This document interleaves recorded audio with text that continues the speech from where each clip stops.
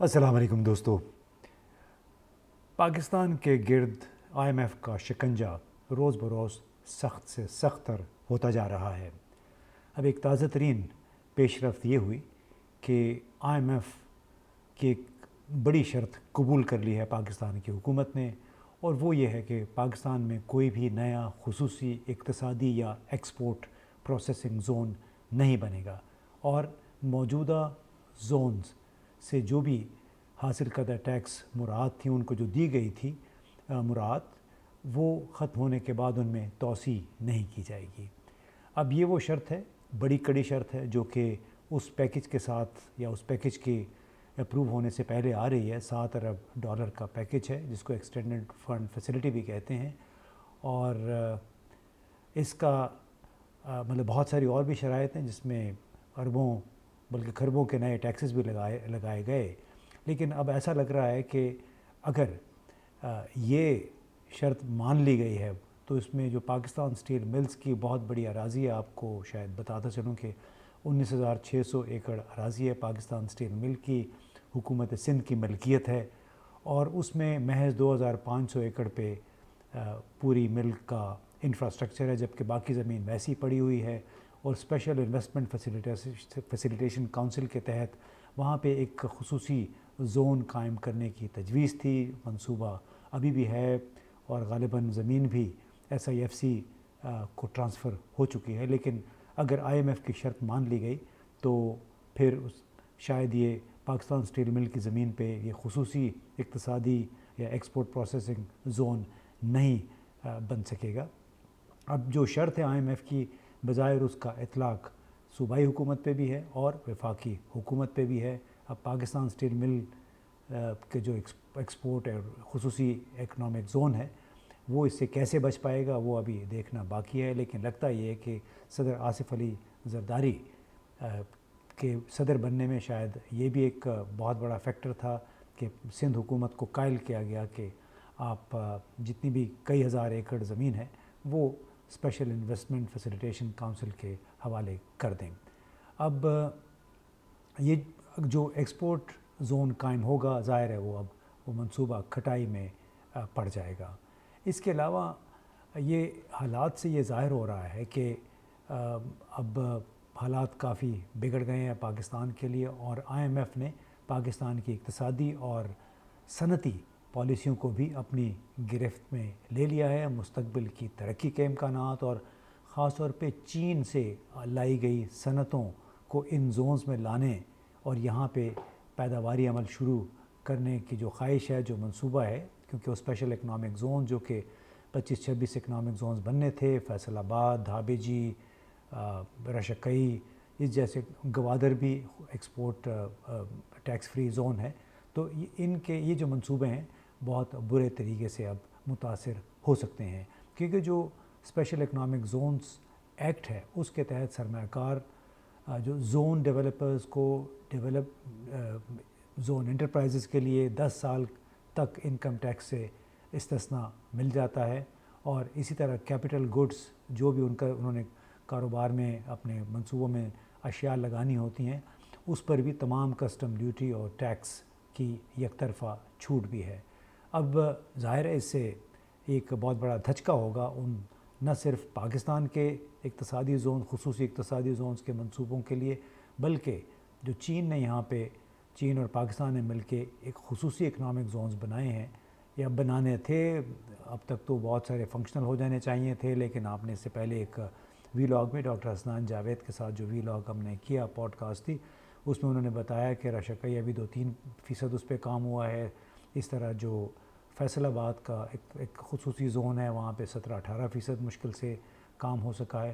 اسی دوران یہ بھی ہوا کہ جو خیبر پختونخوا حکومت نے نئے اقتصادی زونز کے قیام پر پابندی کو قبول کرنے سے بظاہر انکار کیا ہے۔ ان کے وزیر اعلیٰ کے مشیر مزمل اسلم نے ایک مقامی اخبار کو یہ بتایا کہ صنعتی توسیع ایک صوبائی موضوع ہے۔ خیبر پختونخوا جیسے پسماندہ صوبوں کو اور جنگ جیسے حالات سے متاثرہ صوبوں کو یہاں پہ خصوصی مراعات چاہیے تاکہ صنعتوں کو یہاں پہ راغب کیا جا سکے، تاکہ سستے اکنامک زون بنے، یہاں پہ پیداواری صلاحیت پیدا ہو، اس کے ذریعے لوگوں کو روزگار کے ذرائع پیدا ہوں اور ایکسپورٹیبل یہاں پہ پروڈکٹیوٹی ہو سکے، اور یہ بالکل خیبر پختونخوا یا پھر اگر بلوچستان ہے یا کوئی دوسرا صوبہ، اس کا بالکل ایک آئینی قانونی حق ہے کہ اپنے ہاں ایکسپورٹ پروسیسنگ یا ایک اقتصادی پروسیسنگ زون وہ قائم کرے۔ اب جو حکومت نے جس طرح IMF کی شرائط کو قبول کیا ہے، اس میں 1.8 کھرب روپے کے نئے ٹیکسز لگائے گئے تھے، بجلی کی قیمتوں میں 51% تک اضافہ شامل ہے، اور تب تو لوگوں کی چیخیں بھی نکل گئی ہیں جس طرح بجلی کے بل تقریباً اب 2 گنا ہو چکے ہیں گزشتہ چند مہینوں کے دوران۔ اور اس سے یہ لگتا ہے کہ جو ہماری صنعتی پالیسیاں ہیں، پاکستان کی صنعتی پالیسی، وہ بھی اب براہ راست IMF کے کنٹرول میں چلی جائے گی، یعنی وہ تعین کریں گے کہ ہم نے کون سی صنعت کہاں پہ لگانی ہے، اس کو کتنی ٹیکس مراعات دینی ہے۔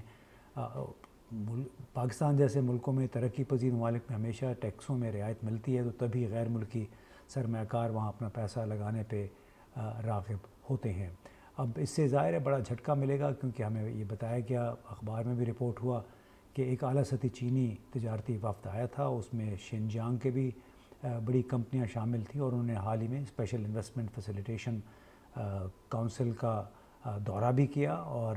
تمام بات چیت کا مرکز یہی تھا کہ کس طرح خصوصی اکنامک زون جو ہیں ان کی جلد از جلد ترقی کر کے وہاں پہ پیداواری عمل شروع کیا جائے، تاکہ اس کے نتیجے میں روزگار کے ساتھ ساتھ پاکستان سے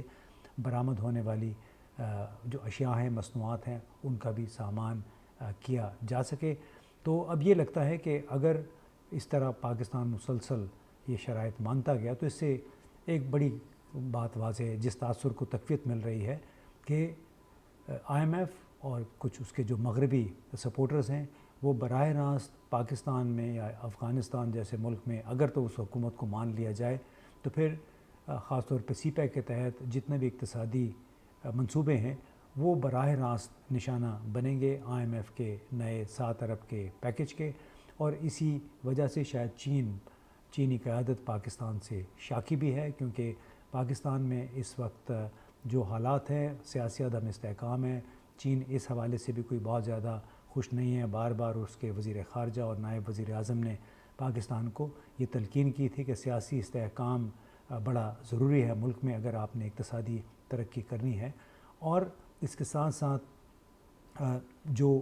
چین نے ابھی تک قرضہ بھی اپنا رول اوور کرنے پہ آمادگی ظاہر نہیں کی ہے، جس سے یہ ظاہر ہوتا ہے کہ انہیں کچھ شکایات ہے پاکستان سے، خاص طور پہ پاور سیکٹر میں پاکستان نے جو ادائیگیاں کرنی ہیں 400-500 ارب روپے کی ان کمپنیوں کو جنہوں نے یہاں پہ بجلی گھر لگائے ہیں، وہ کمپنی جنہوں نے